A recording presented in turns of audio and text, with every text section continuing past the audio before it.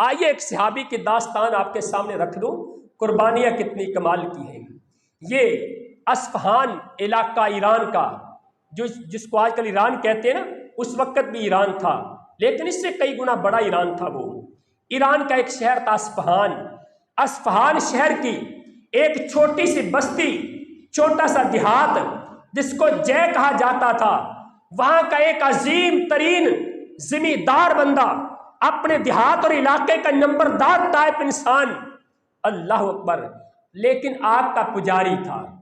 اس کے گھر میں آتش کدہ تھا۔ آپ یوں سمجھیں جیسے آج کل ایک بہت بڑا علامہ صاحب جس کا اپنا بڑا ادارہ ہو، بڑا مرکز ہو، اس کا کیا مقام ہوتا ہے ہمارے معاشرے میں۔ یہ اپنی بستی کا وہ عظیم انسان تھا کہ جس نے مجوسیت کے اندر بڑی عظمت حاصل کی تھی۔ اس کا بیٹا جس کا نام مابا تھا، کیا نام تھا؟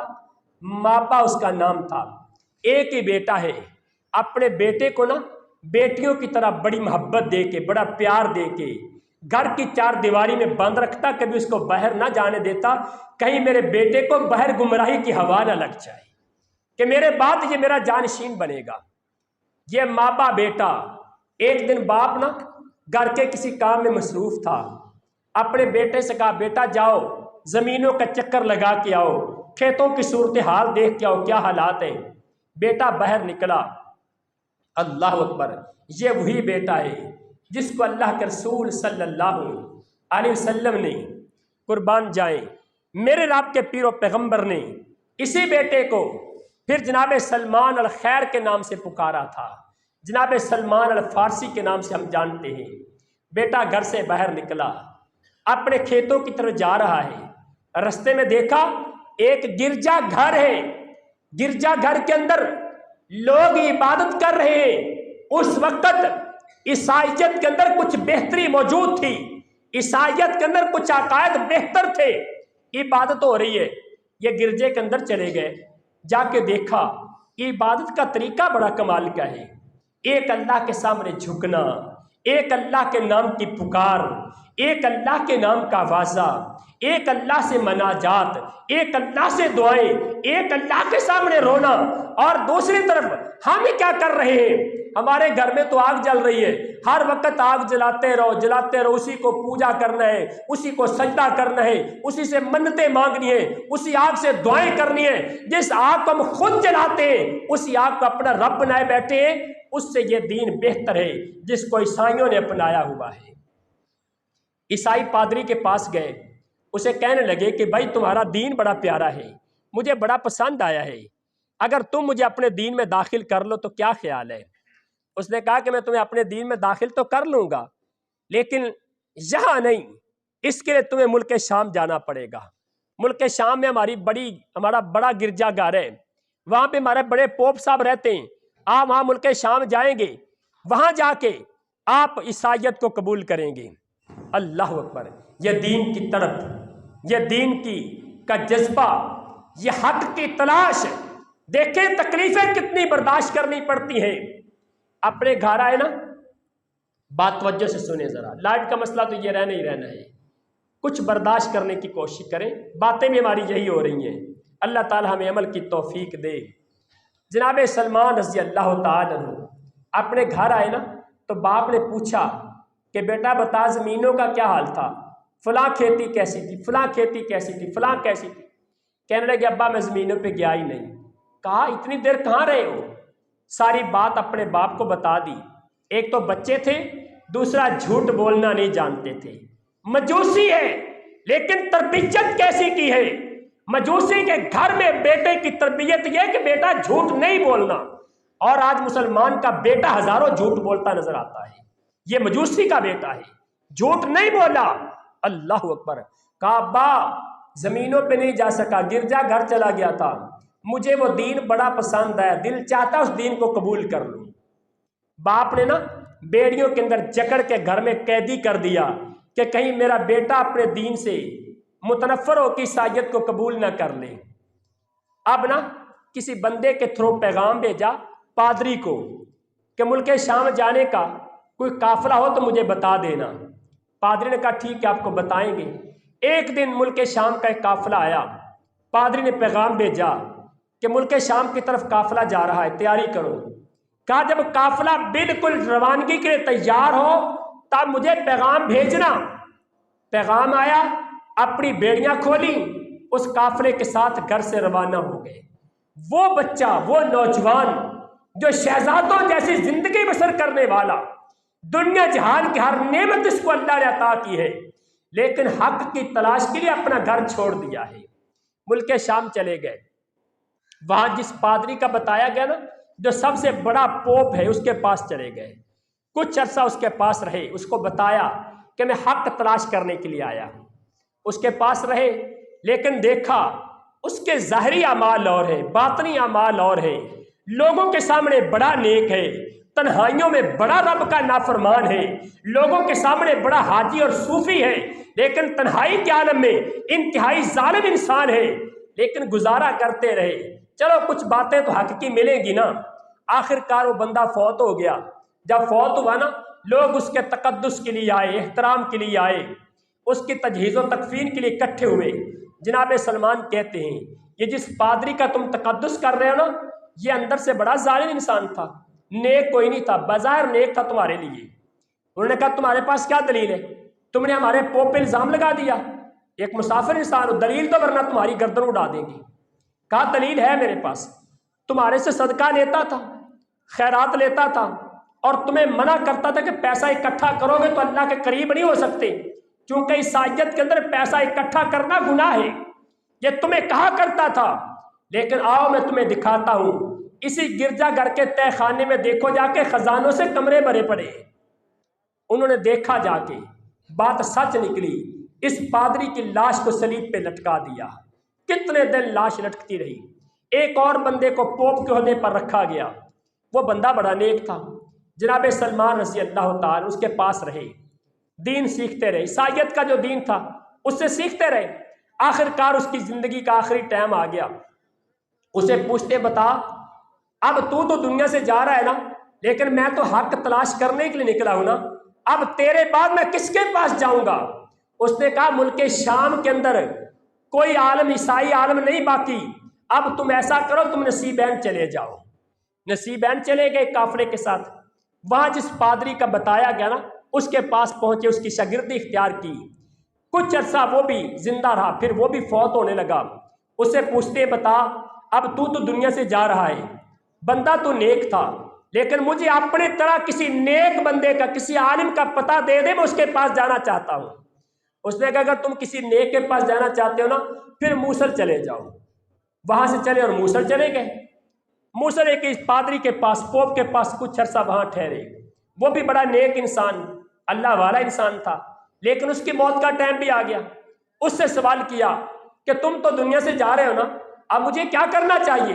میں تو حق تلاش کرنے کے لیے نکلا تھا۔ اس نے کہا تم اموریا چلے جاؤ، اموریا پہنچو۔ اموریا چلے گئے، وہاں ایک پوپ کے پاس کچھ عرصہ ٹھہرے، تعلیم حاصل کی۔ آخر کار اللہ کا کرنا ایسا ہوا، اس پوپ کا بھی آخری ٹائم آ گیا۔ اسے سوال کیا، اس نے کہا دیکھو میں تمہیں ایک پتہ بتاتا ہوں، اسی اموریا کے اندر فلاں پہاڑی سلسلے میں پہاڑ کے چوٹی پر تمہیں ایک پوپ ملے گا، ایک انسان ملے گا، وہ ہمارے علاقے کا سب سے بڑا متقی، سب سے بڑا عالم انسان ہے، لیکن پہاڑوں کی چوٹی پہ ہے، کسی کو پتہ نہیں اس کے بارے میں، وہ صرف پہاڑوں کی چوٹی پہ بیٹھا انتظار کر رہا ہے کہ آخری آنے والا نبی آئے گا، میں اس پہ ایمان لے کے آؤں گا، تم اس کے پاس چلے جاؤ۔ جناب سلمان اس کے پاس چلے گئے۔ اس نے کہا کہ میں تمہیں اپنے پاس نہیں رکھ سکتا، لیکن میں تمہیں یہ بتا دیتا ہوں، اگر تم حق تلاش کرنا چاہتے ہو نا تو پھر کھجوروں والی زمین پر چلے جاؤ، آخری نبی وہاں پہ آئے گا، تمہیں حق وہاں سے ملے گا۔ جناب سلمان اموریا کچھ دیر کے لیے ٹھہرے، بکریاں بنا لی، گائے بنا لی، 1 سال وہاں پہ رکے رہے۔ یہ داستان ختم کرتا ہوں، بڑی کمال کی داستان ہے اور بڑی ایمان افروز، اللہ ہمیں بھی یہ توفیق عطا فرمائے، ہم بھی حق تلاش کرنے والے بن جائیں، دین کی خاطر قربانیاں دینے والے بن جائیں۔ جناب سلمان رضی اللہ تعالیٰ عنہ 1 سال وہاں رکے رہے اموریا کے اندر۔ پھر ایک قافلہ جو عرب کے علاقے کی طرف جانے والا، حجاز کی طرف، مکہ مدینہ کی طرف جانے والا قافلہ ملا۔ پتہ چلا کہ یہ وہ قافلہ ہے جو کھجوروں والی زمین کی طرف جائے گا۔ مدینہ منورہ کا علاقہ کھجوروں کا علاقہ مشہور تھا، کہا یہ وہاں جائیں گے۔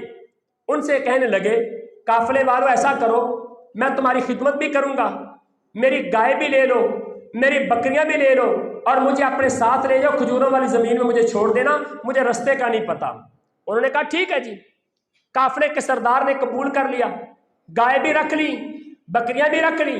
رستے میں جاتے ہوئے نا وادی القرا ایک علاقہ آتا ہے، وہاں بھی کچھ کھجوریں تھیں، وہاں پہ جا کے ایک یہودی کے پاس جناب سلمان کو فروخت کر دیا۔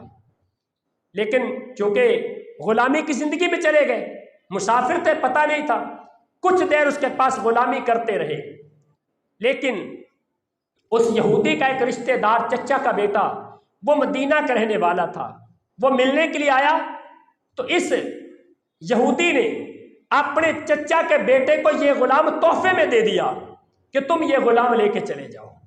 اللہ اکبر! اس نے، اللہ قسمت کے رستے کیسے کھولتا ہے۔ جناب سلمان کو ساتھ لیا اس نے، وہ مدینے آ گیا۔ اب مدینے دن رات اس کا کام کرتے، غلامی کی زندگی ہے، کہاں بادشاہ کے بیٹے، کہاں چودھری وڈیرے کے بیٹے، کہاں محبت کی زندگی، کہاں سیشوں کی زندگی، اور کہاں دین تلاش کرنے کے لیے غلامی کی زندگی بسر کر رہے ہیں۔ یہودی کی کھجوریں توڑ رہے، پتہ چل گیا کہ مکہ کے اندر ایک نبی نبوت کا اعلان کر دیا ہے۔ اب انتظار تھا مکہ میں کیسے جا سکتا ہوں، لیکن تربیت تھی، دل میں خیر تھی، بھاگنا نہیں چاہتے تھے، جھوٹ نہیں بولنا چاہتے تھے، مالک سے دھوکہ نہیں کرنا چاہتے تھے۔ اللہ اکبر! اللہ نے قسمت کا دروازہ کھولا۔